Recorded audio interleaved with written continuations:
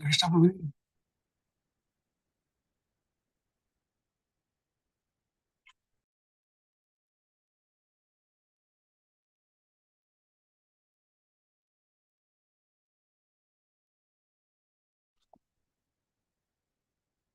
I could able to see the screen. Maybe Satish Prabhu couldn't able to see. Maybe. No, Please say. yeah, sorry, Mataji. I had some problem with the audio, but now yes, Mataji. So, Oh, okay. Perfect. Okay.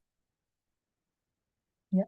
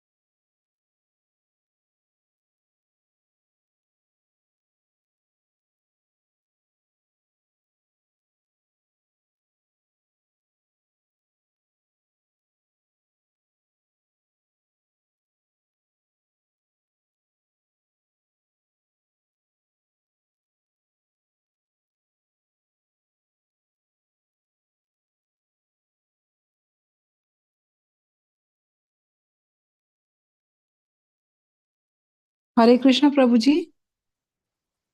Prabhuji, we are not able to hear anything. yes, Prabhuji. Even me too, not able to hear anything, Prabhuji. Right from the start of the session. Yeah, exactly. And I thought it's just me. I logged out and logged in again. Now you can hear? Yes, Prabhuji. Yeah. Perfectly. Yeah. Okay. I'm really sorry, I didn't turn on audio. So, is it fine we start from beginning then? Yes, Prabhuji. Please, Prabhuji. Yes. So that, sorry. Om Namo Bhagavate Vasudevaya. Om Namo Bhagavate Vasudevaya. Om Namo Bhagavate Vasudevaya. Reading from Srimad Bhagavatam, Canto 3, Chapter 23, Devahūti's Lamentation. Text 1. Maitreya Vacha Pritrabhyam Prashtite Sadhvi Patim Ingita Kovida Nityam Paryacharat Pritya Bhavaniva Bhavam Prabhum. Maitreya continued. After the departure of her parents, the chaste woman Devahūti, who could understand the desires of her husband, served him constantly with great love, as Bhavani, the wife of Lord Shiva, serves her husband. विश्रम्भेनात्मनशौचेन गौरवेण दमेन च शुश्रूषया सौहृदेन वाचा madhuraya cha bhoho. O Vidura, Devahuti served her husband with intimacy and great respect, with control of the senses, with love and with sweet words.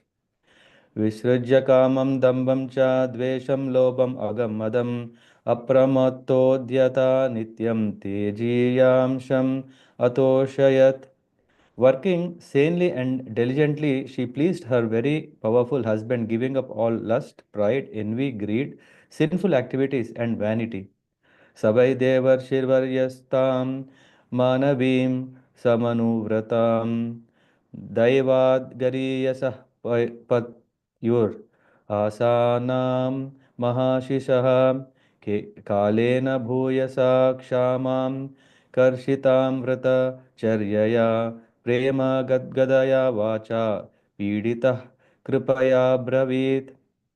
The daughter of Manu, who was fully devoted to her husband, looked upon him as greater even than Providence. Thus, she expected great blessings from him. Having served him for a long time, she grew weak and emaciated due to her religious observances. Seeing her condition, Kardama, the foremost of the celestial sages, was overcome with compassion and spoke to her in a voice choked with great love.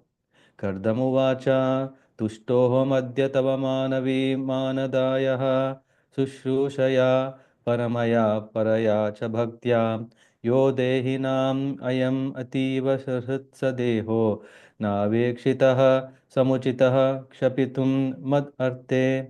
Kardama Muni said, O respectful daughter of Swayambhuva Manu, today I am very much pleased with you for your great devotion and most excellent loving service. Since the body is so dear to embodied beings, I am astonished that you have neglected your own body to use it on my behalf. ये मे स्वधर्म निरतस्य तपः समाधि विद्यात्मयोग विजिता भगवत् प्रसादः तानेव ते मद अनुसेव नयावरुद्धान् दृष्टिं प्रपश्य वितरामि अभयान् अशोकान्.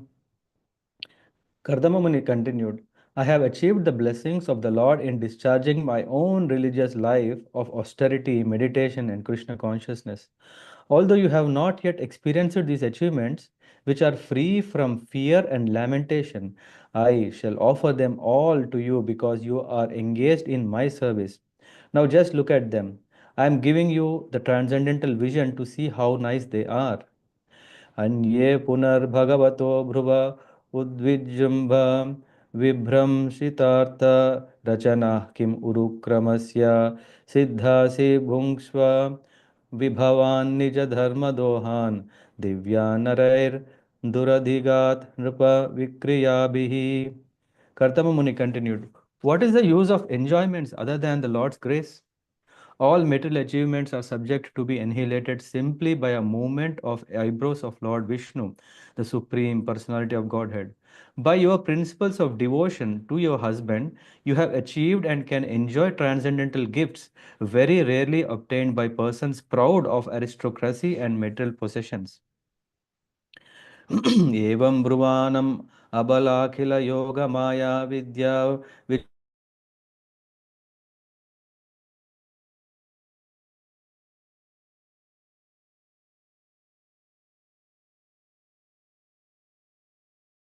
विचक. Upon hearing the speaking of her husband, who excelled in knowledge of all kinds of transcendental science, innocent Devahūti was very satisfied. Her smiling face shining with a slightly bashful glance, she spoke in a choked voice because of great humility and love. देवहूतिरुवाच राद्धं बत द्विज वृषैतद् अमोघयोगा मायाधिपे त्वयि विभो तद् अवै मे भर्तः यस्ते भ्यतायि समयः सकृद् अङ्गसङ्गो भूयाद् गरीयसि गुण प्रसवः सतीनाम्. Sri Devahūti said, My dear husband, O best of Brahmanas, I know that you have achieved perfection and are the master of all the infallible mystic powers because you are under the protection of Yoga Maya, the transcendental nature. But you once made a promise that our bodily union should now fulfill, since children are a great quality for a chaste woman who has a glorious husband. तत्रेति कृत्यम् उपशिक्षयतोपदेशं येनैष may कर्षितो अर्तिरिर् Ramsayatma Siddhyeta Te Krita Manobhava Darshitaya Dinastadisha Bhavanam Sadrusam Vichakshva. Devahūti continued, "My dear Lord, I am struck by excited emotion for you. Therefore, kindly make what arrangements must be made according to the scriptures so that my skinny body, emaciated through unsatisfied passion, may be rendered fit for you. Also, my Lord, please think of a suitable house for this purpose." मैत्रेयवाच प्रियायाः प्रियम् अन्विच्छन् कर्दमो योगास्थितः विमानं कामगं क्षितस्तर्हि एवाविरचीकरत्. Maitreya continued, O Vidura, seeking to please his beloved wife, the sage Kardama exercised his yogic power and instantly produced an aerial mansion that could travel at his will. सर्वकामदुघं दिव्यं सर्वरत्न समन्वितं सर्वार्धि उपयचोदर्कं मणिस्तंभैर उपस्कृतम्.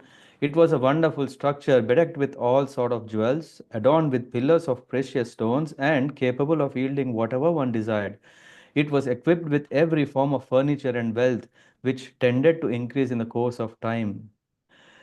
दिव्योपकरणोपेतं सर्वकालसुखावहं पट्टिकाभिः पट्टिकाभिः पताकाभिर्विचित्राभिरलङ्कृतं श्रग्भिर्विचित्रमाल्याभिर्मञ्जुषिञ्जत् षड् अङ्घ्रिभिः दुकूलक्षौम कौशेयैर्नानावस्त्रैर्विराजितम्.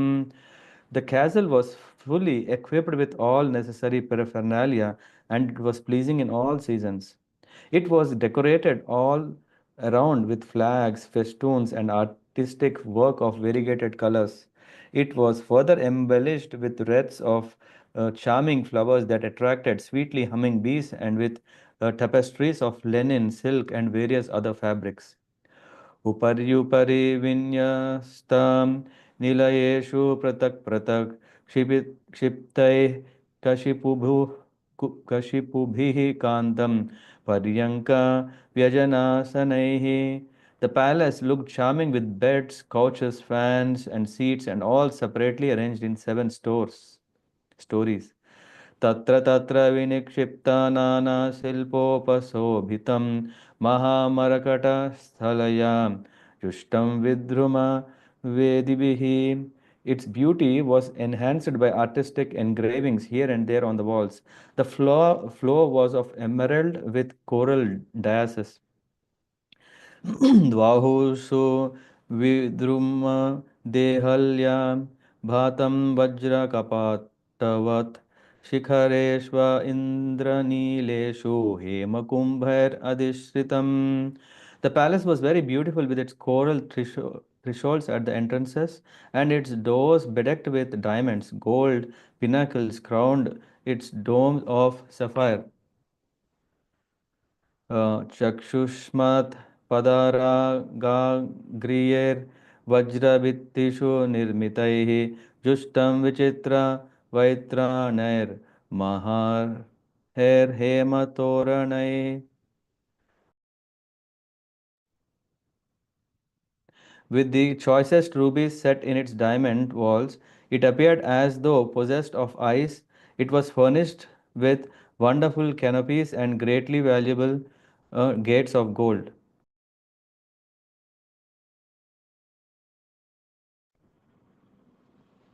हंसपारावत व्रातैस्तत्र तत्र निकूजितं कृत्रिमान् मन्यमानैः स्वान् अधिरुह्यादिरुह्य च. Here and there in that palace were multitudes of live swans and pigeons, as well as artificial swans and pigeons, so lifelike and that the real swans rose above them again and again, uh, thinking them live birds like themselves. Thus the palace vibrated with sounds of these birds. विहारस्थानविश्राम Samvesha prangana jiraihi yatopajoshat pratichair Vishmapanam Ivatmanaha. The castle had pleasure grounds, resting chambers, bedrooms, and inner and outer yards designed with an eye to comfort. All this caused astonishment to the sage himself. ईदृग्रहं तत् पश्यन्तीं नातिप्रीतेन चेतसा सर्वभूताशयाभिज्ञ pravachot kardama swayam. When he saw Devahūti looking at the gigantic opulent palace with a displeased heart, Kardama Muni could understand her feelings because he could study the heart of anyone. Thus, he personally addressed his wife as follows. निमज्यास्मिन् हृदे भीरो विमानम् इदम् आरुह इदं शुक्लकृतं तीर्थम् आशीषां यापकं रना. My dear Devahūti, you look very much afraid. First bath in the lake of Bindu Sarovar created by Lord Vishnu himself, which can grant all the desires of a human being, and then mount this airplane. सा तद्भर्तुः समादय वचः कुवलये क्षणां सरजं बिभ्रति वासो वेणीभूतं च मूर्धजान्. The lotus-eyed Devahūti accepted the order of her husband. Because of her dirty dress and the locks of matted hair on her head, she did not look very attractive. Angam chamala pankena sanchannam sabalastanam avivesha saraswatyaha sarasa siva jalashayam. Her body was coated with a thick layer of dirt and her breasts were discolored.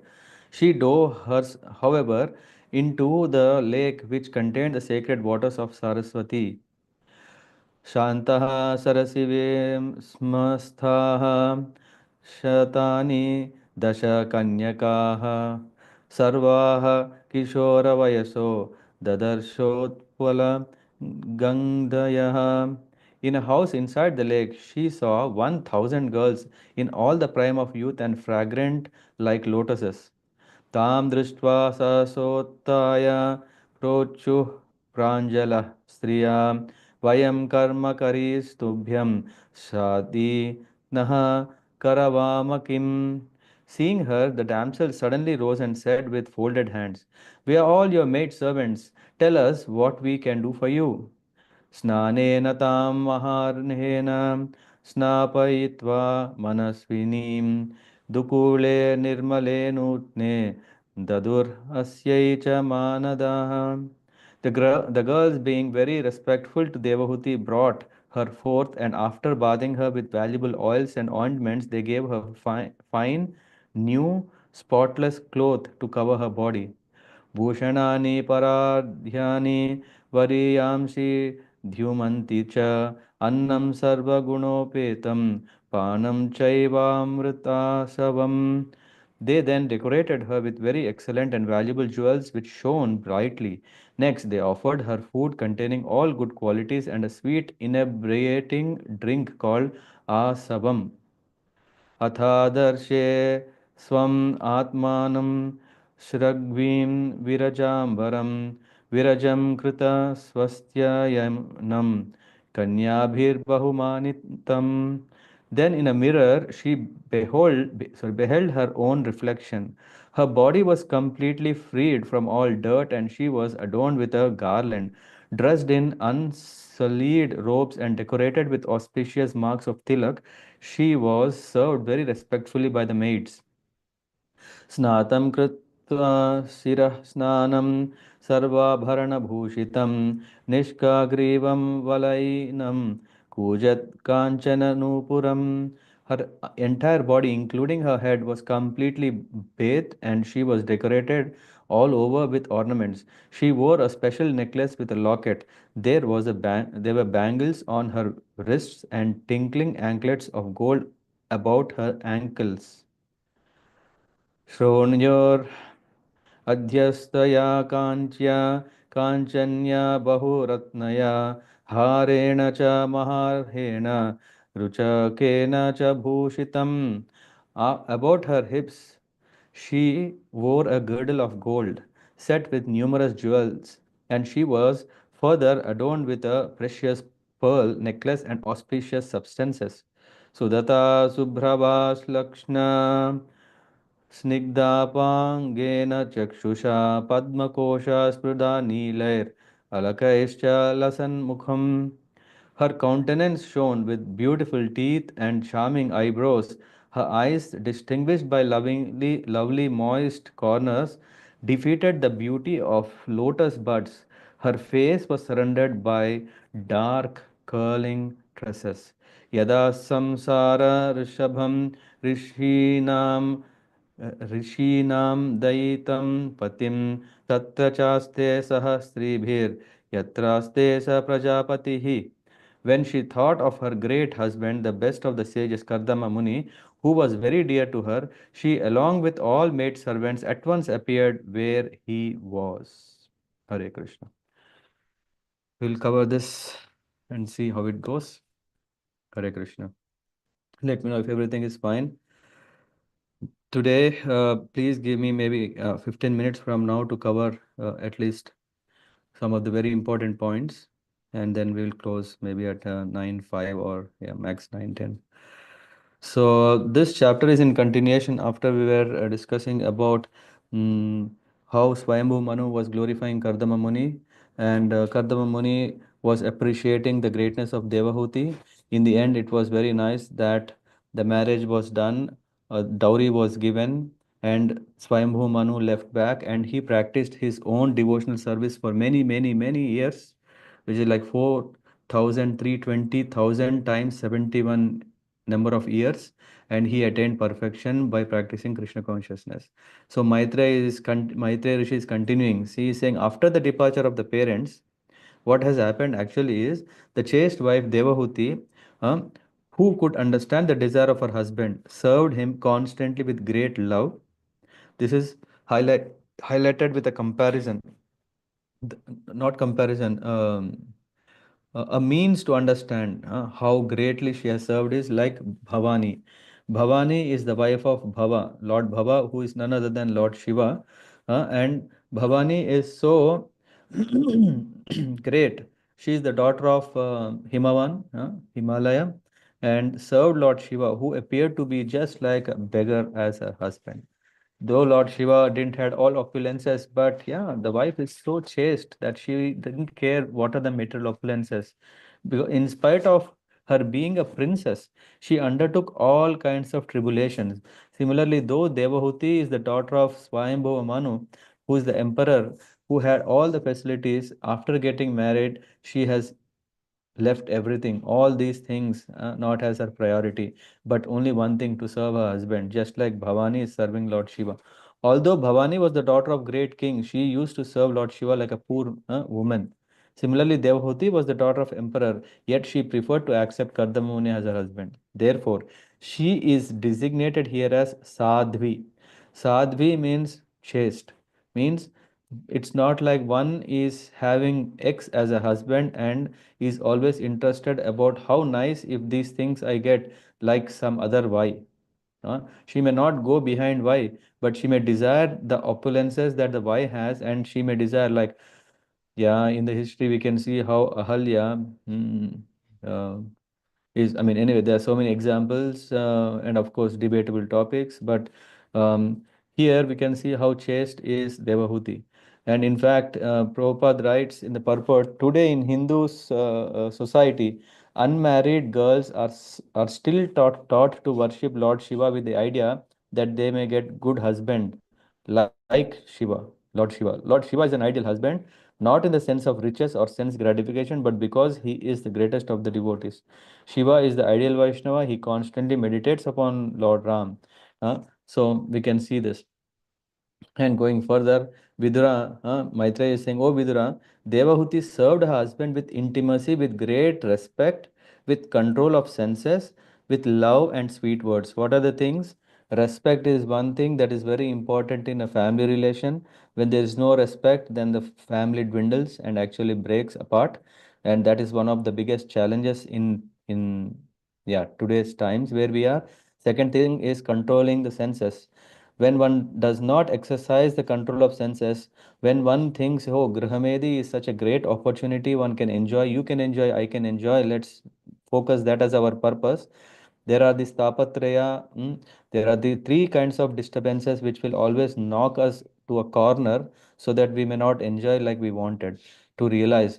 That's why he said Devahūti served her husband in two ways, Vishrambhena and Gauravena. Gaurava means respect. Vishrambhena means with great affection and love. And here, love is expressed through sweet words. So these are the qualities that she exhibited. As I said, please refer to the purports to understand the mood of how a grahastha life can be or should be by seeing a very nice example in the form of Devahūti. And I would not be able to cover in detail how nicely Prabhupada has put, but request everyone to please refer them. And then there are nice qualities that are mentioned here. Working sanely and diligently. Diligently means really with full heart and spirit. And she pleased her very powerful husband, giving up all. One can please the other person when he can give up the six enemies. What are these? Hmm? Kama, Krodha, Lobha, Mada, Matsara, and also here we can see this sinful activities and vanity. Vanity means Madam. Madam means vanity, to think, oh, I am great. So Kardama Muni is great by spiritual qualification. Such a husband is called Teji Yamsham, very powerful. Although a wife may be equal to her husband in advancement in spiritual consciousness, she should not be vainly proud. This is very important. Here we may see Devahūti has come from very high position. She may think, oh, yeah, maybe you have some spiritual power, but I have material power. Or we both are same spiritually. No, Prabhupada writes, although a wife may be equal to her husband in advancement in spiritual consciousness, she should not be she should not be vainly proud. Sometimes it happens that the wife comes from a very rich family. Yeah, anyway, that's what he says. She could have been very proud of her parentage, but that is forbidden. She must always be submissive to the husband and must give up all the vanity. As soon as as soon as the wife becomes proud of her parentage, her pride creates great misunderstanding between husband and wife, and their nuptial life is ruined. Devahūti was not unfaithful. She gave up all the pride. In fact, Chanakya Pandit has described four kinds of enemies at home. What are these four kinds of enemies? If the father is in debt, he is considered to be an enemy. If the mother has selected another husband in the presence of her grown up child, she is considered to be an enemy. If a wife does not live well with her husband but deals very roughly, then she is an enemy. And if a son is a fool, he is also an enemy to the parent. In a family life, father, mother, wife, and children are assets.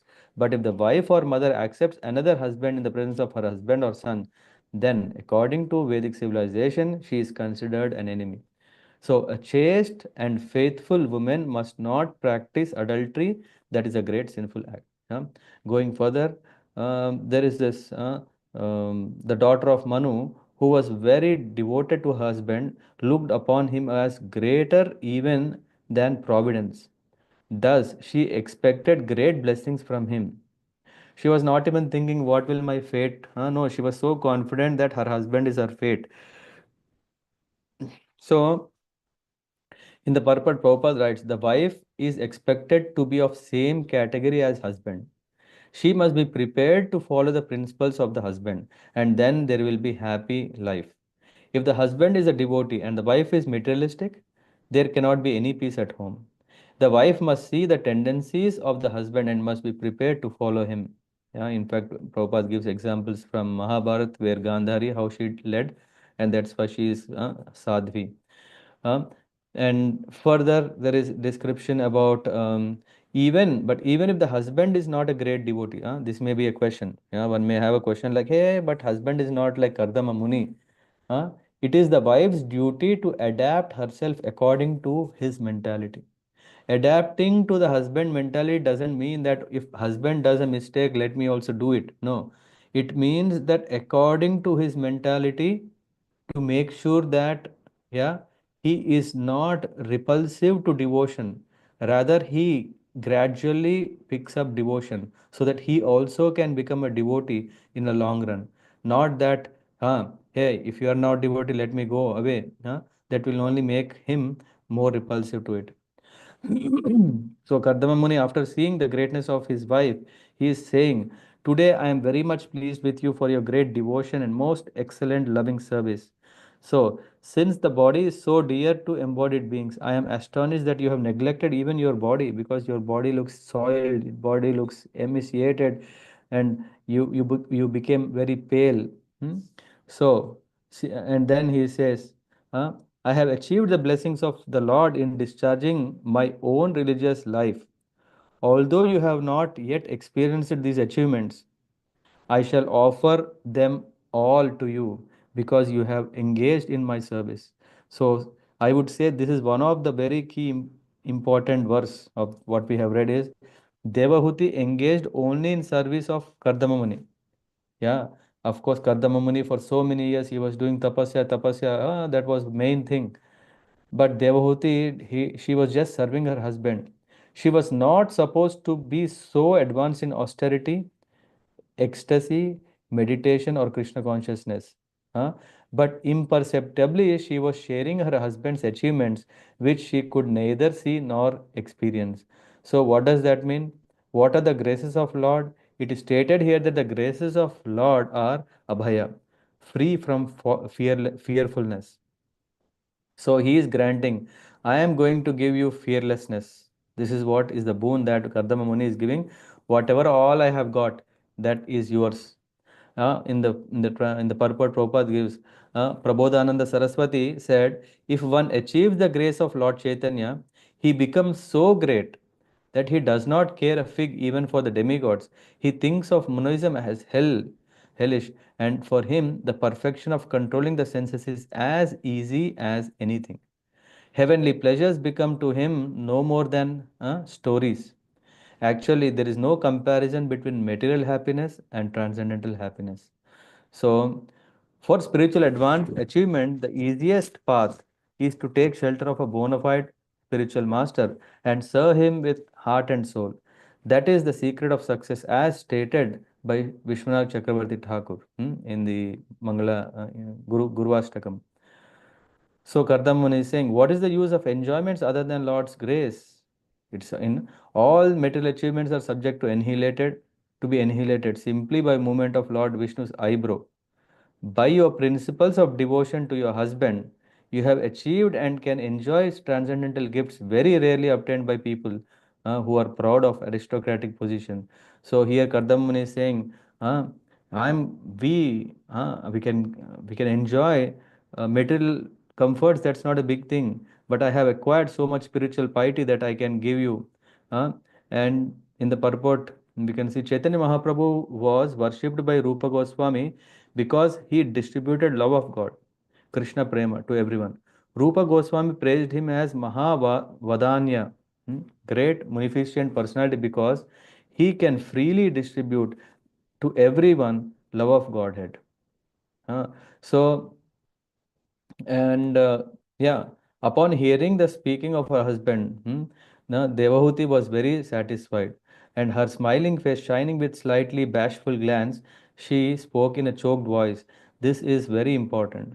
So she understood that her husband is satisfied, which gives her happiness. And after that, she is asking very important thing. She said, "O best of Brahmanas, I know that you have achieved perfection and are the master of all infallible mystic powers, because you are under protection of Yoga Maya.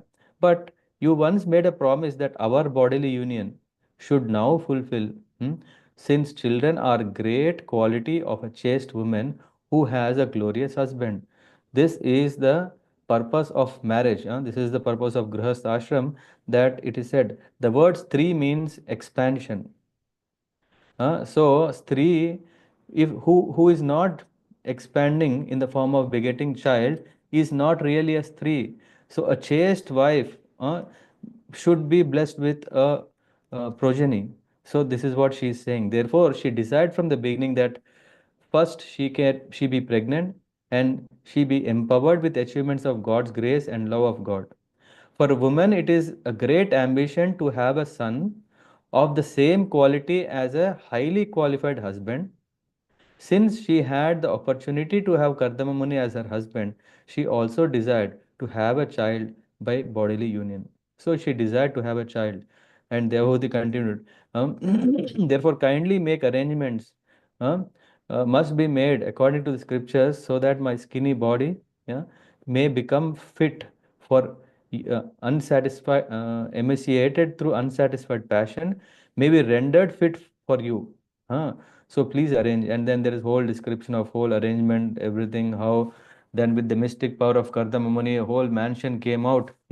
It was a wonderful structure, bedecked with all sorts of jewels, adorned with pillars and all these things. And then Kardama Muni said, enter this lake Bindu Sarovara and take bath, clean yourself, become the refreshed. And when she entered inside the lake, she saw a big a place where there are so many girls who were readily waiting to give her all kinds of services. And after that, she was brought back with all decorations and arrangements. And then we come to her body was coated with all these things. I'm just going to verse number 30. Did we stop at 30? If I'm not wrong, 30 or 30? Okay, let me read. I will know it. Her countenance shone with beautiful. Yeah. I think when she thought of her great husband, Kardaman, who was very dear, along with us, she came appeared. I think we stopped at 35.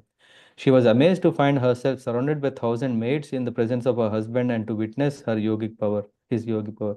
I think we stopped at 34. Yeah. Thank you very much for your patience, and yeah, we will continue the remaining part later. What happened after that? Because it's not just about a storyline about how a daughter of a king is married to a great Brahmin, and how what a Brahmin is, how powerful he is.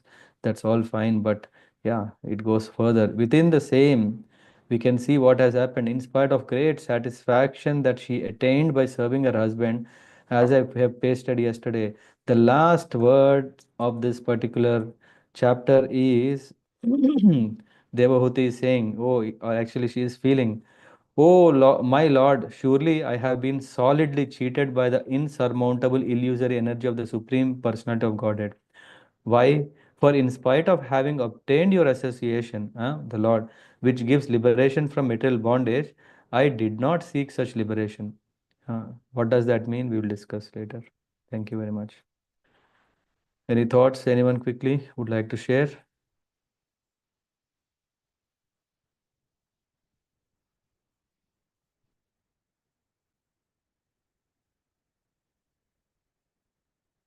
No? Then have a nice evening. Talk to you. Hare Krishna. पंचाकल्पतरुभ्यश्च कृपा सिन्धुभ्य एव च पतितानां पावनेभ्यो वैष्णवेभ्यो नमो नमः. ग्रंथराज श्रीमद् भागवतम की जय. श्रील प्रभुपाद की जय. ताय गौर Premanand. Krishna. Krishna Prabhuji. Thank you. Hare Krishna Prabhuji.